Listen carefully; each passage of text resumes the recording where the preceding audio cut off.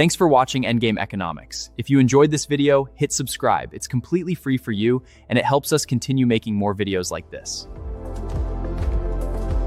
An American earning the median wage produces South Sudan's entire annual economic output per person in about a day and a half.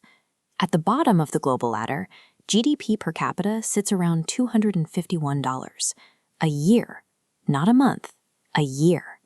Poverty is easy to photograph, but the actual mystery is the set of invisible mechanisms preventing nations from climbing out. Being poor and being permanently stuck are two entirely different conditions. In 1960, South Korea was poorer than Sudan.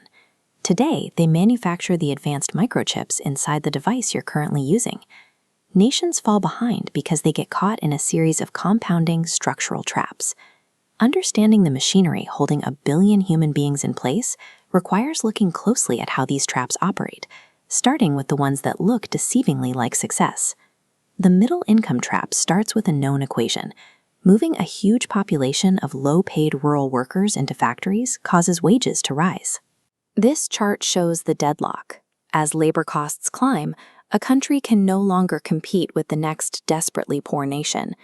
Simultaneously, tech innovation flatlines because they lack the elite universities to compete with Japan or Germany.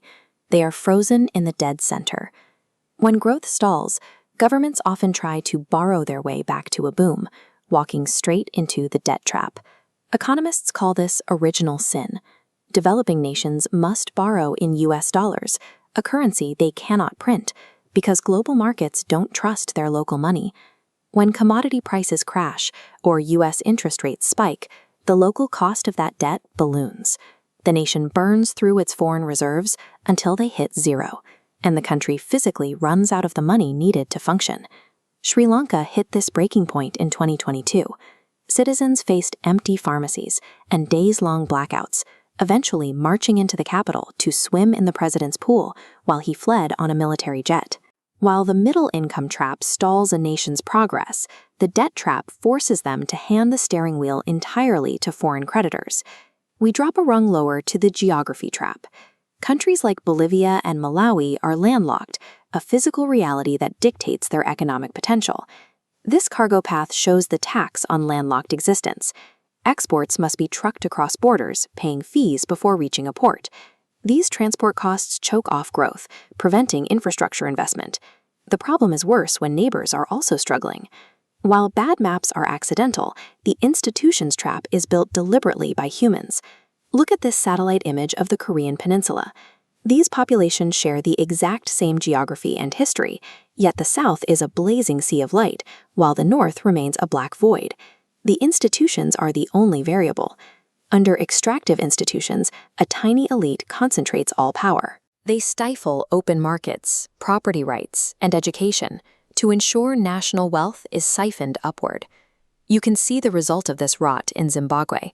The central bank printed cash endlessly to pay the regime's bills, until they produced a $100 trillion banknote that couldn't buy a loaf of bread. A bad geographic map makes prosperity difficult, but an extractive institution guarantees that a population will be actively robbed by its own government. We reach the resource curse. The Democratic Republic of the Congo holds an estimated $24 trillion of untapped cobalt and copper, the metals powering the modern world. Yet its citizens live on roughly $650 a year. Leaders who gain wealth from a single hole in the ground only need guns to guard the mine entrance. In this elite capture model, an educated, healthy population is a liability rather than an asset. Immense, lootable wealth combined with weak governance triggers the conflict trap. In these environments, violence becomes statistically rational. Civil war morphs into a self-sustaining industry. Smuggling networks and warlords become the only way to earn a living, shattering whatever infrastructure was left and pulling the nation back to zero. This is the floor of the world, the poverty trap. South Sudan sits at the very bottom. This is the absolute systemic lockdown. A country here is caught in all 6 previous traps at once. Every calorie grown by a subsistence farmer is consumed by sundown, leaving zero surplus to invest in the tools or seeds that would make tomorrow better. Nations stuck here are crushed under a compounding web of geopolitical tripwires that make survival their only possible output. The rigid structural mechanics of poverty can be dismantled. Botswana is the ultimate proof. At independence, it was landlocked, deeply impoverished, and sat on massive diamond reserves, the exact conditions for a total economic collapse. Botswana escaped by building inclusive institutions before the diamond money flowed. They negotiated hard to funnel those profits into clinics, schools, and roads, achieving one of the fastest growth rates in history.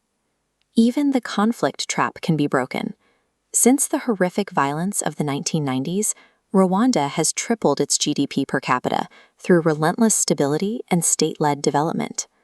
Extreme poverty functions as a rigged track, moving 831 million people past the line of extreme poverty requires dismantling the underlying structural traps that keep them locked in place.